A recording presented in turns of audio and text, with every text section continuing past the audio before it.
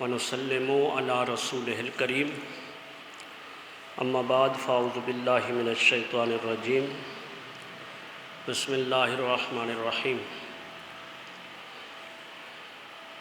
لئن شکرتم لازیدنکم ولئن کفرتم ان عذابی لشدید صدق اللہ العظیم۔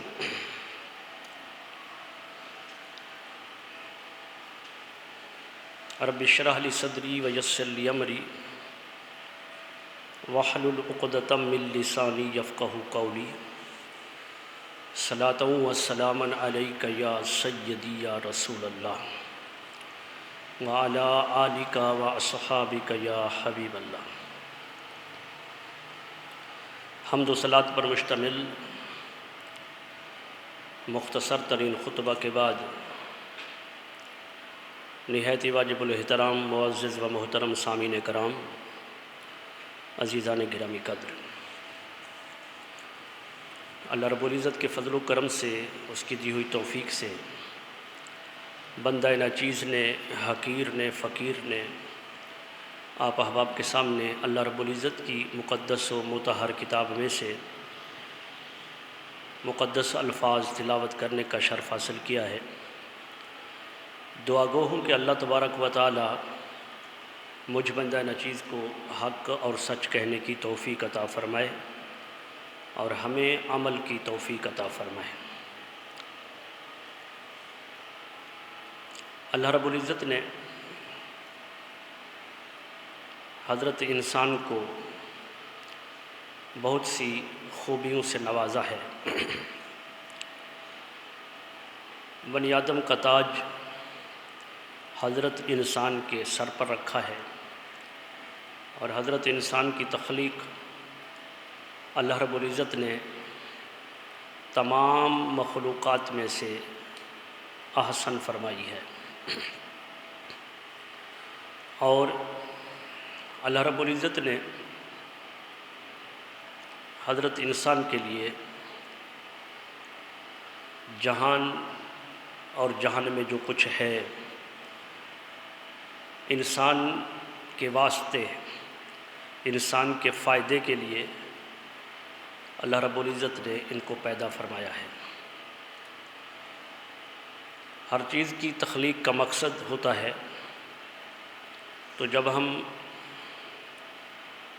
قرآن و حدیث کے ذخیرہ میں غوطہ زن ہوتے ہیں تو یہی معلوم ہوتا ہے کہ دنیا ما فیہا یہ سب انسان کے لیے ہے۔ تو سوال پیدا ہوتا ہے کہ پھر انسان کس کے لیے ہے؟ تو اس کا جواب بھی رب کائنات خود دیتا ہے کہ انسان جو ہے وہ اللہ کے لیے ہے۔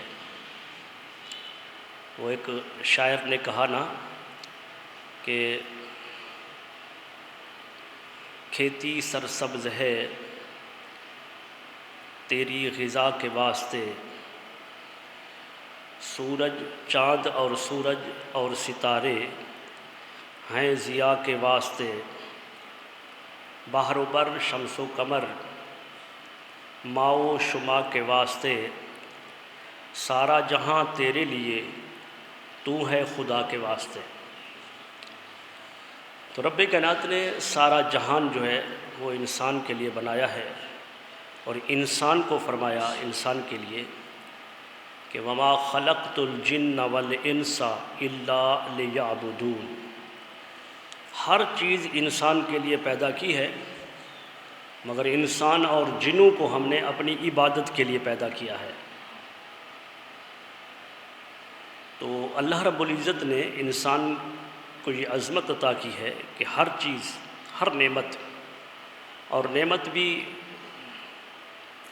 نعمتیں اگر اپنے جسم کو دیکھیں تو اللہ تعالیٰ فرماتا ہے وَفِي أَنفُسِكُمْ أَفَلَا تُبْصِرُونَ، سب کچھ تو تیرے اندر ہے، کیا تو دیکھتا نہیں ہے؟ اللہ کو پانا ہے وہ بھی تیرے اندر ہے، اللہ کی حقیقت کو پانا ہے وہ بھی تیرے اندر ہے، ہر حقیقت تیرے اندر ہے۔ وَفِي أَنفُسِكُمْ أَفَلَا تُبْصِرُونَ، کیا تو دیکھتا نہیں ہے؟ تو انسان اگر وجود میں دیکھے تو انسان کے اپنے وجود کے اندر جو ہے وہ ایک نعمت دوسری نعمت سے بڑھ کر ہے، اعلیٰ ہے۔ اللہ رب العزت نے ہاتھ دیے، اللہ تبارک و تعالیٰ نے سماعت دی، بصارت دی، تو یہ ایک سے ایک بڑھ کر نعمت ہے کہ جس کو جو ہے، جس کا حق جو ہے وہ ادا نہیں ہو سکتا اللہ رب العزت کی بارگاہ میں۔ اور اس کے ماں سوا رب کائنات نے فرمایا وَإِن تَعُدُّوا نِعْمَتَ اللَّهِ لَا تُحْصُوهَا، اگر تم اللہ کی نعمتوں کو شمار کرنا چاہو تو اللہ رب العزت کی نعمتوں کو شمار نہیں کر سکتے، بے حد و حساب ہے۔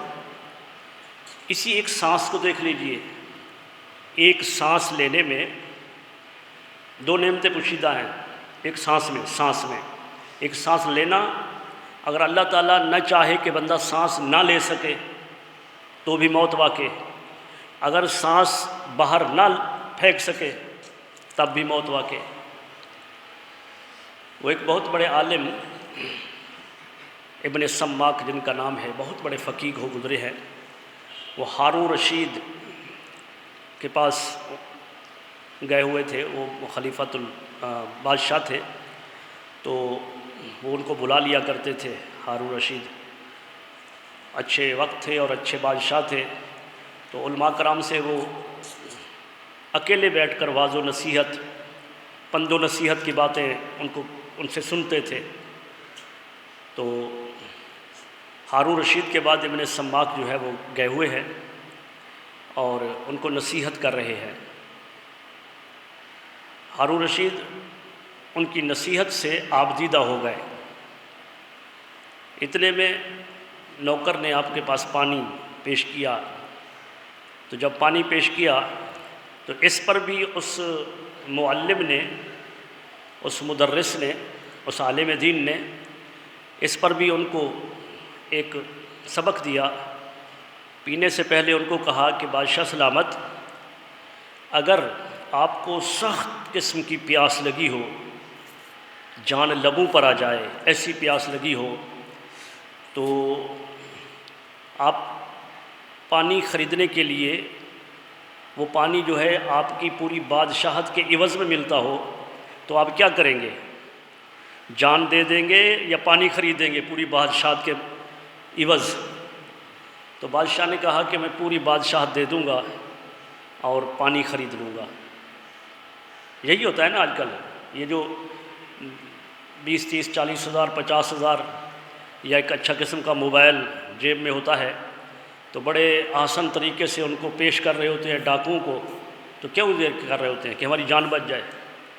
ایک جگہ پر ہم بیٹھے تھے تو ہوٹل پر، تو قریبی کار رکی، تو ساتھ ہی ان کے موٹر سائیکل والے دو رکے، تو وہ جو کار والا ہے وہ ان موٹر سائیکل والوں کو ایسے، سب لوگ دیکھ رہے ہیں، وہ اس طرح سے اپنا پرس پیش کر رہا ہے، اپنا موبائل پیش کر رہا ہے جیسے جو اپنے بیٹے کو دے رہا ہو، اور وہ بھی ایسے لے رہے ہیں جیسے باپ سے لے رہے ہو، نہ کوئی واویلا نہ شور شرابہ۔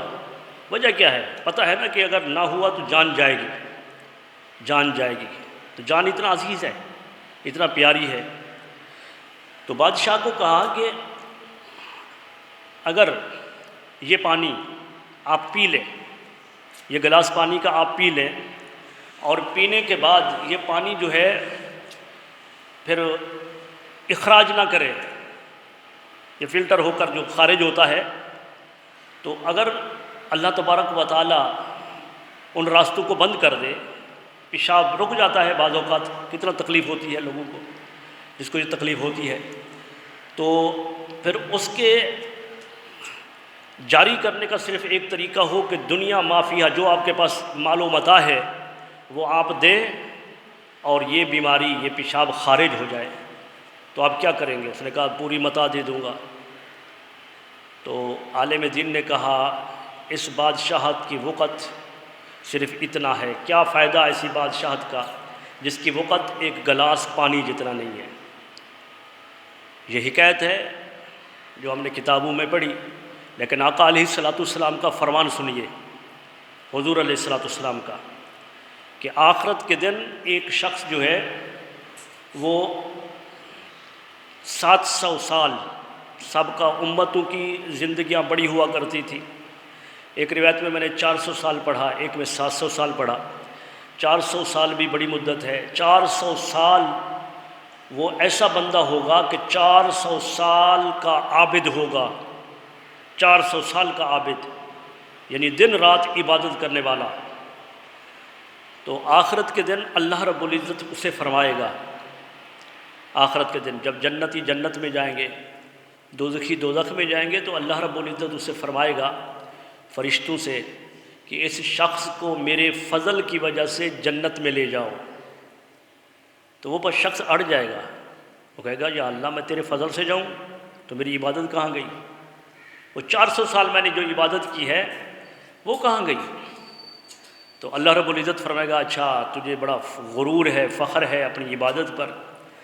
تو فرمایا جائے گا کہ ابھی اس کو بیٹھنے دو، رہنے دو ان کو۔ تو میدان معاشر بپا ہوگا، قہر کی گرمی ہوگی، ہر کوئی اپنے پسینے میں غرق ہوگا، ہر کسی کو پیاس لگی ہوگی، اس شخص کو بھی پیاس ستائے گی۔ وہ جب پیاس بہت زیادہ ستائے گی تو اس کے سامنے سے ایک شخص گلاس پانی کا لے کر گزرے گا، تو وہ شخص جو ہے پیاس کے مارے وہ شخص کے بولے گا کہ مجھے پانی کا گلاس دے دو۔ تو وہ پانی لے کر جانے والا کہے گا کہ یہ مفت نہیں ملتا ہے، یہاں پر یہ پانی اس کی قیمت ہے اور وہ ہیں نیکیاں، تمہارے پاس نیکیاں ہیں تو نیکیاں دینی پڑیں گی اور یہ گلاس پانی کا آپ کو ملے گا۔ وہ کہے گا کہ میرے پاس 50 سال کی نیکی لے لو اور یہ گلاس دے دو، تو پانی دینے والا پھر بھی نہیں دے گا، وہ کہے گا کہ اتنا سستا نہیں ہے۔ پھر وہ کہے گا چلو 100 سال کی لے لو، 150 سال کی لے لو، نہیں مانے گا، 200 سال کی لے لو، 300 سال کی لے لو، الغرض 400 سال کی نیکی دے کر ایک گلاس پانی کا خریدے گا۔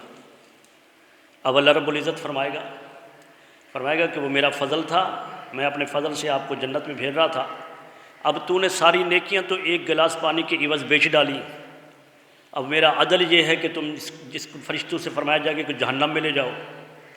لیکن وہ شخص پھر مچل جائے گا اللہ کی بارگاہ میں۔ حدیث پاک میں آیا اللہ رب العزت کے پیارے حبیب صلی اللہ علیہ وسلم نے اللہ کی رحیمیت کو، کرم کو بیان فرمایا کہ اللہ کتنا کریم ہے، اللہ کتنا رحیم ہے، کہ وہ اللہ کی بارگاہ میں عرض کر باری تعالیٰ نہیں، مجھے اپنے نیکیاں نہیں بلکہ یا اللہ تیرا فضل چاہیے۔ تو اللہ تبارک و تعالیٰ کے فضل سے پھر اس کو جنت میں بھیجا جائے گا۔ حضور علیہ السلام کا یہ فرمان جس پر محدثین نے کیل و کال کی گفتگو کی، تو فرمایا کہ یہ اس میں اللہ کا فضل بھی ہے، دوسرا یہ ہے کہ اللہ کی نعمتوں کا اندازہ بھی ہوتا ہے کہ جو ہم کئی من ٹن ہم پانی پیتے ہیں، اس کے ماں سوا بڑی بڑی نعمتوں کو ہم استعمال کرتے ہیں، تو اللہ رب العزت کا جس قدر بھی شکر ادا کیا جائے وہ کم ہے۔ اللہ رب العزت کی بارگاہ میں جتنا بھی شکر ادا کیا جائے وہ کم ہے۔ اس کی بارگاہ میں ہر نعمت کا شکر رب کائنات نے فرمایا نا کہ وَأَمَّا بِنِعْمَةِ رَبِّكَ فَحَدِّثْ، میری نعمتوں کا پرچار کرو، میری نعمتوں کا تذکرہ کرو۔ تو اللہ رب العزت کی نعمتوں کا پرچار، اللہ تبارک و تعالیٰ کی نعمتوں کا تذکرہ وہ عملاً بھی ہونا چاہیے اور وہ قولاً اللہ تبارک و تعالیٰ کی بارگاہ میں، جیسے ہم ایک حضور علیہ السلام کے فرمان کے مطابق جیسے ہم ایک مسلمانوں جیسا رویہ اور طریقہ اختیار کرتے ہیں، ہر معاملے کے اندر سنت رسول سمجھ کر ہمارا کھانا پینا اٹھنا بیٹھنا ہوتا ہے، تو اس میں ہر بات میں جو ہے اللہ رب العزت کی حمد بیان کی جاتی ہے۔ جب کھاتے پیتے ہیں تو الحمدللہ الذی اطعمنا وسقانا، تو اللہ کا شکر ادا کرتے ہیں نا۔ حضور علیہ السلام نے فرمایا نا کہ یہ دعا مانگو، اللہ نے نعمتیں دی ہیں، یہ کھانا پینا دیا ہے، تو اس کے بعد ہم اللہ رب العزت کا شکر ادا کرتے ہیں۔ اور یہ شکر ادا بہت زیادہ اللہ رب العزت کا کرنا چاہیے کہ ہم تو اللہ رب العزت کے ان لوگوں کا بھی شکر ادا کرتے ہیں جنہوں نے ہم پر احسان کیا ہوتا ہے نا ایسے کہ اگر کوئی ہم پر احسان کرتا ہے تو ہم اس کو کہتے ہیں جزاک اللہ، اپنی زبان میں جزاک اللہ کہتے ہیں، اور یہ کہنا جائز ہے، اور ہر اپنی زبان میں انگریز کہتے ہیں تھینک یو، تو ہر کوئی دوسرے کا شکر ادا کر رہا ہوتا ہے، یہ شکر ہے دوسرے کا، اور یہ ناجائز نہیں ہے۔ حضور علیہ الصلوۃ والسلام نے فرمایا کہ وَمَن لَّمْ يَشْكُرِ النَّاسَ وَلَمْ يَشْكُرِ اللَّهَ، جس نے لوگوں کا شکر ادا نہیں کیا وہ اللہ کا شکر بھی ادا نہیں کرتا۔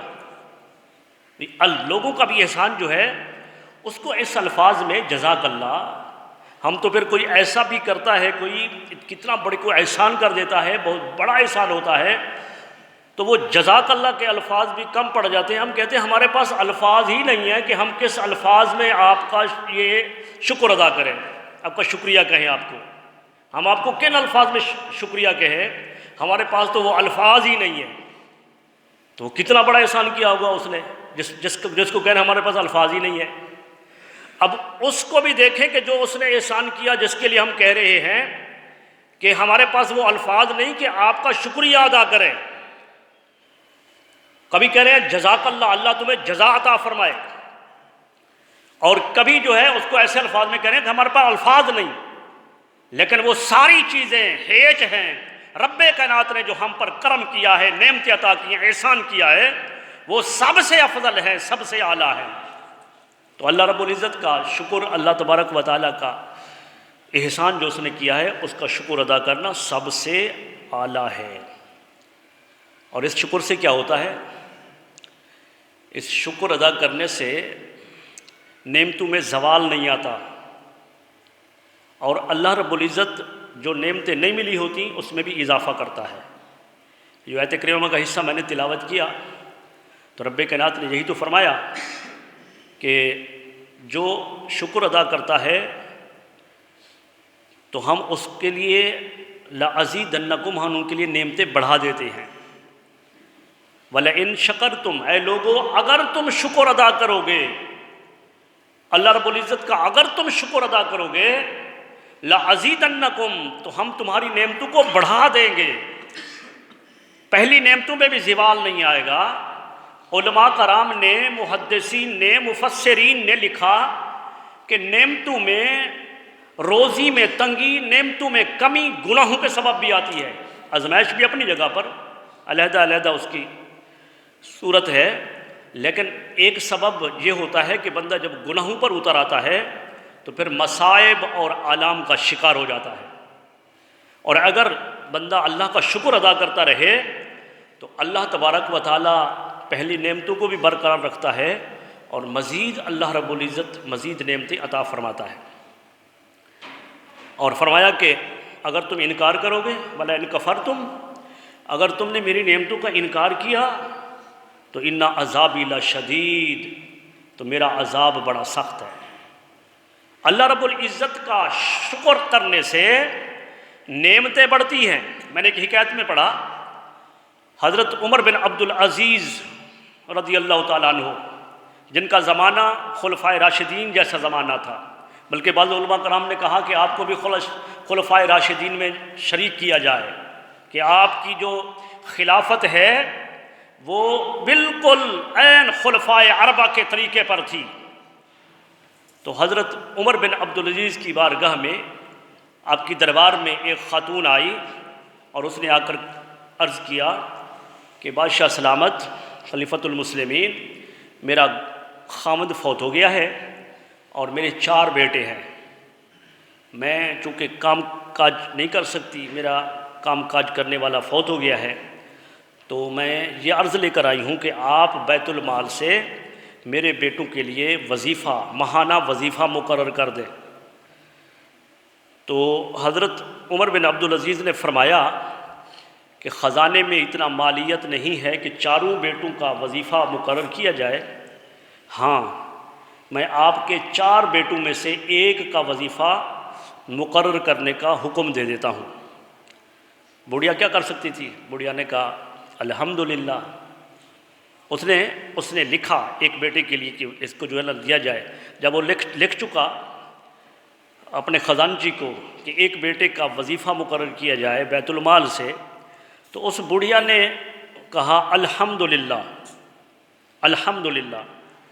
تو حضرت عمر بن عبدالعزیز نے پھر دوسرا پرت اٹھایا اور دوسرے بیٹے کے لیے لکھ دیا کہ اس کا بھی وظیفہ مقرر کیا جائے۔ تو اس نے یہ وصول کیا دوسرے بیٹے کا بھی وظیفہ، تو بڑھیا نے پھر کہا الحمدللہ۔ تو پھر اس کے بعد اس نے پھر پرد اٹھایا تیسرے بیٹے کے لیے، یہ وہ لکھ رہا ہے جو کہہ رہا تھا نہیں ایک بیٹے کے لیے لکھنا ہے، ایک بیٹے کا وظیفہ ملے گا۔ تو تیسرے بیٹے کے لیے بھی اس نے لکھا کہ اس کا بھی جاری کیا جائے بیت المال سے۔ اب چوتھا بیٹا ایک باقی تھا، لیکن بڑھیا کی زبان سے الحمد نہیں نکلا، بلکہ اس نے کہا جزاک اللہ، جزاک اللہ۔ تو اب عمر بن عبدالعزیز کے ہاتھ چوتھے پرت کی طرف نہیں بڑھے، انہوں نے چوتھا پرت نہیں اٹھایا۔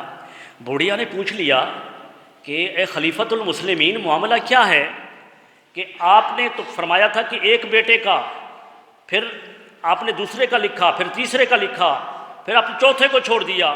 فرمایا معاملہ یہ ہے، بیت المال میں تو ایک کا ہی حصہ تھا، معاملات ایک کے تھے، لیکن اللہ رب العزت کا فرمان ہے کہ جو اللہ کا شکر ادا کرتا ہے اللہ ان کی نعمتوں کو بڑھا دیتا ہے، اللہ ان کی نعمتوں کو بڑھاتا ہے۔ تم نے پہلی مرتبہ شکر ادا کیا تو اللہ رب العزت نے پھر یہ اللہ کی حمد کرنے پر اللہ تبارک و تعالیٰ کی طرف سے میں نے حکم دیا کہ دوسرے کے بیٹے کا بھی جتنے مرتبہ آپ اللہ کی حمد کرتی رہی تو اس وقت تک اللہ نعمتیں بڑھاتا رہا۔ جب چوتھی مرتبہ تم نے اللہ کو چھوڑ دیا اور میرا شکر ادا کیا تو میں چوتھے بیٹے کا نہیں لکھ سکتا۔ تو تین مرتبہ انہوں نے اللہ کا شکر ادا کیا، تو حضرت عمر بن عبدالعزیز نے تینوں مرتبہ یکے بعد دیگرے ان کے ایک بیٹے دوسرے تیسرے بیٹے کا وظیفہ لکھا، اور چوتھی دفعہ اس نے جزاک اللہ کہا۔ حالانکہ یہ الفاظ بھی تو قرآن و حدیث کے ہیں، لیکن شکر اس بندے کا، اس شخص کا ادا کیا، اللہ کا شکر ادا نہیں کیا، تو چوتھے بیٹے کا حضرت عمر بن عبدالعزیز نے نہیں لکھا۔ تو اس حکایت کو بھی علماء کرام بیان کرتے ہوئے فرماتے ہیں کہ اس کا بھی مقصد یہی تھا۔ حضرت عمر بن عبدالعزیز بھی اس بات کو جانتے تھے کہ وہ عورت الحمدللہ کہہ رہی ہے، تو الحمدللہ کہنے سے اللہ تبارک و تعالی خلیفۃ المسلمین کے دل کے اندر یہ بات القاء کر رہا ہے کہ یہ میرا شکر ادا کر رہی ہے، جتنا شکر ادا کر رہی ہے تو اس کی نعمتیں بڑھتی رہنے چاہیے۔ تو لہٰذا شکر ادا کرنے سے نعمتوں میں بڑھوتری ہوتی ہے، نعمتیں بڑھتی ہیں، نعمتیں زیادہ ہوتی ہیں، اور شکر ادا نہ کیا جائے تو اس سے نعمتوں میں زوال آتا ہے۔ اللہ رب العزت کی بارگاہ میں وَلَئِن كَفَرْتُمْ، اور اگر تم نے انکار کیا، اللہ رب العزت کی نعمتوں کا انکار کیا، تو اِنَّا عذابی لشدید، تو بے شک میرا عذاب بہت سخت ہے، بہت سخت ہے۔ یہ ہماری کفران نعمت کی وجہ سے ہے۔ مصائب آلام جو ہیں، اچھا مصائب آلام کفران نعمت کی وجہ سے بھی آتے ہیں، آزمائش کی وجہ سے بھی آتے ہیں۔ بسا اوقات آپ نے دیکھا کہ ایک نیکوکار ہے، نیکوکار، اور وہ نیکوکار شخص بھی مصائب و آلام کے اندر ہے، تو اس کا مقصد یہ نہیں ہے کہ اللہ ان سے ناراض ہے، اس کا ہرگز یہ مقصد نہیں ہے، بلکہ کبھی مصائب و آلام آتے ہیں درجات کو بلند کرنے کے لیے، گناہوں کے کفارے کے لیے، اور کبھی آتے ہیں مصائب و آلام کوئی مصیبت کسی بڑی تکلیف کو ٹالنے کے لیے، بڑی تکلیف کو ٹالنے کے لیے۔ میں تو یہی سمجھتا ہوں کہ یہ کرونا جیسی جو مرض ہے یا دیگر جو بیماریاں ہم پر مسلط ہیں، جیسا ہمارا حال ہے، یہ ہمارے کرتوتوں کی وجہ سے ہے، ہمارے کرتوتوں کی وجہ سے ہمارے عمل ایسے ہو گئے ہیں۔ ہم نے اللہ رب العزت کی عبادت کو ہم نے چھوڑ دیا، رسول اللہ کی اطاعت کو چھوڑ دیا، اولیاء کرام کے نقش قدم کو چھوڑ دیا، اللہ کے جو ولی ہیں ان کے قدموں کو چھوڑ دیا، یعنی کہ ان کے طریقے کو چھوڑ دیا، تو اس وجہ سے یہ رسوائی ہمارا مقدر بن گئی، رسوائی ہمارا مقدر بنی۔ اور کبھی کبھار ایسا ہوتا ہے کہ بیماری تکلیف اس وجہ سے آتی ہے کہ اس سے بڑی مصیبت ٹل رہی ہوتی ہے۔ قرآن مجید میں ایک سورت ہے جس کا نام ہے سورہ لقمان۔ مستقل ایک مکمل صورت ہے۔ اور حضرت لقمان جو ہیں رضی اللہ تعالیٰ عنہ، وہ اللہ کے نبی نہیں ہیں، ان کو آپ ولی کہہ سکتے ہیں کہ وہ اللہ کے ولی ہیں، نبی نہیں ہیں، لیکن عظمت کتنا ہے؟ عظمت اس قدر ہے کہ رب کائنات کے مقدس کلام کے اندر، قرآن مجید کے اندر ایک مستقل طور پر ایک بڑی صورت ہے، چھوٹی سی صورت بھی نہیں، مکمل صورت جو ہے حضرت لقمان کے نام سے معنون ہے۔ تو کوئی نہ کوئی بات تو ہے، آخر ایسے تو نہیں ہے نا کہ اللہ تبارک و تعالیٰ کے مقدس کلام میں صورت ہی ان کے نام پر نازل ہو گئی، صورت ان کے نام پر رکھی گئی۔ تو اس صورت کے اندر حضرت لقمان کی نصیحتیں ہیں اپنے بیٹے کو، اور کچھ نصیحتیں وہ ہیں جو قرآن میں ہیں، اور کچھ نصیحتیں وہ ہیں جو حدیث پاک میں ہمارے آقا علیہ الصلوۃ والسلام نے فرمایا۔ تو حدیث پاک میں ہے، حضور علیہ الصلوۃ والسلام نے فرمایا کہ حضرت لقمان اپنے بیٹے کو نصیحت کر رہے تھے کہ بیٹا ہر حالت میں اللہ کا شکر ادا کرو، حالات جیسے بھی ہوں اللہ کا شکر ادا کرو، اللہ تبارک و تعالیٰ کے نعمتوں کا کفران نہ کرو، اللہ کی نعمتوں کا شکر ادا کرو ہر حالت میں، حالات اچھے ہوں یا برے، اللہ تبارک و تعالیٰ کا شکر ادا کرو۔ تو یہ اپنے بیٹے کو نصیحت کرتے ہیں، اور اسی دوران جو ہے ایک سفر پر عازم ہوتے ہیں، سفر کا ارادہ رکھتے ہیں، اور وہ سفر مبارک سفر تھا۔ یعنی مبارک سفر کیسے تھا؟ وہ اس وقت کے نبی کی زیارت تھی۔ اس وقت کا جو نبی تھا حضرت لقمان رضی اللہ تعالیٰ عنہ کے دور کا جو نبی تھا، اس کی زیارت کے لیے یہ اب باپ بیٹا دونوں روانہ ہوتے ہیں اپنے گھر سے، اور دونوں اپنی سواریوں پر سوار ہوتے ہیں۔ سفر تو مبارک تھا، لیکن سفر بڑا مشکل اور کٹھن تھا، بہت مشکل سفر۔ آپ روانہ ہیں دونوں، آگے پہاڑی علاقہ، جنگلات، بہت مشکل، یہاں تک کہ آگے تند اور تیز لو والی ہواؤں نے گھیر لیا، گھوڑوں نے چلنا جواب دے دیا سواریوں نے، لیکن دونوں عازم سفر ہیں اور ارادہ یہ ہے کہ ہم تو ضرور جائیں گے۔ دونوں فیصلہ کرتے ہیں کہ سواریاں ہمارے لیے رکاوٹ بن رہی ہیں، سواریوں کو چھوڑ دیتے ہیں، پیدل چلتے ہیں۔ اب یہ دونوں پھر پیدل چل پڑتے ہیں، چلتے چلتے چلتے یہاں تک کہ وہ جو خوردنوش تھا، کھانے پینے کا سامان، سواری پر ہوتا ہے بندہ تو سواری تیز چلتی ہے، بندہ اپنے منزل مقصود پر جلدی پہنچتا ہے، لیکن اگر بندہ سفر پیدل کرے تو صاف ظاہر ہے وقت زیادہ لگتا ہے۔ تو اب یہ پیدل جا رہے ہیں تو خوردنوش کا سامان بھی ختم ہو گیا، اور اس کے بعد ایک مصیبت اور آن پڑی کہ ایک نکیلی ہڈی حضرت لقمان کے بیٹے کے پاؤں کے اندر چھبی، وہ پاؤں میں آر پار ہو گئی۔ اب جو ہے بیٹا گر گیا، اس کو ہڈی نکالنے کے لیے جب انہوں نے نکالا اس کو تو بیٹے کی چیخیں نکل گئیں، باپ آبدیدہ ہو گئے۔ جب بیٹے نے دیکھا تو بیٹا کہنے لگا ابا جان، آپ نے خود ہی تو فرمایا تھا کہ ہر حالت میں اللہ کا شکر ادا کرنا چاہیے، آپ آبدیدہ کیوں ہو گئے؟ بیٹا یہ میری محبت ہے، یہ ایک والد کی محبت جو اولاد کے ساتھ ہوتی ہے، میں اللہ کا ناشکرہ نہیں ہوں۔ جو ایک والدین کی محبت ہوتی ہے اولاد کے ساتھ، یہ میرے آنسو اس وجہ سے نکلے ہیں۔ بالآخر اس کو جو بھی ان کے پاس وہ کپڑا وپڑا تھا اس کو پٹی وٹی باندھی، اور پھر سفر کے لیے جاری روانہ ہوئے۔ وہ دور آگے دیکھا کوئی دھواں اٹھ رہا ہے، دھواں۔ تو اتنے میں پیچھے سے کسی نے آواز دی کہ لقمان رک جاؤ۔ پیچھے مڑ کر دیکھا تو کہ انسان ہے۔ انہوں نے کہا تو آپ کون ہو یہاں اس جگہ پر مجھے بلانے والے؟ انہوں نے کہا رکو، آپ تھوڑی دیر کی یہاں ٹھہرو، اللہ رب العزت تمہاری غذا، کھانے پینا اور تمہارے سواری کا اہتمام فرما دے گا۔ تو انہوں نے کہا تم کون ہو؟ تو اس نے کہا کہ میں اللہ کی طرف سے بھیجا ہوا فرشتہ ہوں، اللہ کی بارگاہ سے بھیجا ہوا فرشتہ ہوں۔ یہ اللہ رب العزت کی مشیت تھی کہ آگے جس بستی سے گزر کر تم نے آگے جانا ہے، اس بستی پر اللہ کا عذاب ہوا ہے، اللہ نے فرشتے بھیجے ہیں، اور جس جگہ پر پوری بستی، شہر یا علاقے پر اللہ کا عذاب ہو تو وہاں رب کائنات نہیں دیکھتا کہ یہاں نیکوکار رہتے ہیں یا برے رہتے ہیں۔ جب چکی کے اندر دانے آتے ہیں تو گیہوں کے ساتھ دانیوں کے ساتھ گیہوں بھی پیستے ہیں، جو بھی پیسے جاتے ہیں۔ اگر تم اسی رفتار کے ساتھ سواریوں پر آتے رہتے، تو اس وقت وہاں پہنچتے جب اللہ کے عذاب کا وقت تھا، اللہ تبارک و تعالیٰ کو منظور نہیں تھا، رب کائنات نے تمہیں تکلیف کے اندر رکھا، تمہارے گھوڑوں کو معذور کر دیا، گھوڑے چھوڑ دیے تم نے، اور اس کے بعد پھر تم پیدل سفر کیا، پھر بھی تم چلتے رہتے تو شاید اس وقت تک پہنچ جاتے۔ پھر رب کائنات نے تکلیف میں ڈالا کہ تمہارے بیٹے کے پاؤں کے اندر ہڈی کو چھپو دیا، اس کے لیے تم کافی دیر ٹھہرے رہے، یہاں تک کہ تم یہاں پہنچے ہو، وہ اللہ کا عذاب اس بستی پر ہو چکا ہے، ہو چکا ہے۔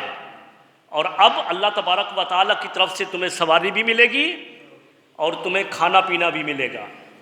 پھر سواریاں بھی ان کے پاس حاضر کی گئیں اور کھانا پینا بھی۔ یہ حضرت لقمان کا واقعہ جو قرآن مجید میں ایک سورت ہے جن کے نام پر۔ تو اس سے اخذ علماء کرام نے کیا کیا کہ کبھی مصیبت آتی ہے، تکلیف آتی ہے تو بڑی تکلیف کو رد کرنے کے لیے آتی ہے۔ چھوٹی تکلیف ہوتی ہے لیکن جب اس کو بندہ سہتا ہے، اس کو برداشت کرتا ہے تو اللہ تبارک و تعالیٰ کی بارگاہ میں اس کی شکر ادا کرتا ہے، واویلا نہیں کرتا، شور نہیں کرتا، اللہ تبارک و تعالیٰ کی ناشکری نہیں کرتا۔ وہ کہتے ہیں باری تعالیٰ اگر تو سکھ میں رکھے تو تب بھی تجھ پر راضی ہوں، اگر دکھ میں رکھے تو تب بھی تجھ پر راضی ہوں۔ جب بندہ اللہ کی رضا کے سامنے ہیچ ہو جاتا ہے، اپنی گردن خم کر دیتا ہے، تو پھر اللہ تبارک و تعالیٰ اس کے جو مصائب بڑے آنے والے ہو اس کو مٹا دیتا ہے، اس کو مٹا دیتا ہے۔ اور یہ علامت نہیں ہے کہ جو ہے نا وہ کسی کو تکلیف پہنچے نیکوکار کو تو آئے کیا ہو گیا، تو بڑا یار تو نمازی ہے، بڑا ہے، لیکن دیکھو اللہ کی پکڑ میں کیسا آیا ہوا ہے۔ ہم ایسا کہتے ہیں نا کہ یہ تو بڑا نمازی تھا، روزے رکھتا ہے، سب کچھ ہے، اللہ کی پکڑ بہت بھاری ہے۔ بھی اللہ کی پکڑ اللہ تبارک و تعالیٰ کی طرف سے تکلیف جو ہے وہ صرف گناہوں پر نہیں ہوتی ہے، بلکہ وہ گناہوں کا کفارہ بھی ہوتا ہے، اور گناہ بھی نہیں ہوتے درجات کی بلندی کے لیے بھی ہوتا ہے۔ حضرت عمران بن حسین حضور کے صحابی ہیں، عمران بن حسین بہت بڑا نام ہے حضرت عمران بن حسین کا۔ آپ کیا سمجھتے ہیں کہ حضور علیہ الصلوۃ والسلام کے صحابی اور عبادت گزار، لیکن آپ ان کی حالات زندگی پڑھیں تو کتنے سال بستر مرگ پر رہے؟ 30 سال، 30 سال بستر پر، یعنی ایسی حالت میں کہ اٹھ کر پیشاب پخانے کو بھی نہیں جاتے تھے، چارپائی میں نیچے سوراخ کر دیا تھا وہیں سے پیشاب پخانا کرتے تھے۔ عبادت ریاضت اس طرح کی عبادت ریاضت کہ ان کے حالات زندگی میں آیا کہ فرشتے آ کر ان کو انسان کی شکل میں سلام کرتے تھے، فرشتے آئیں سلام کریں، اور پھر ظاہری حالت یہ ہو گئی کہ 30 سال بستر پر رہے، بیماری کے بستر پر 30 سال تک رہے۔ معاملہ کیا تھا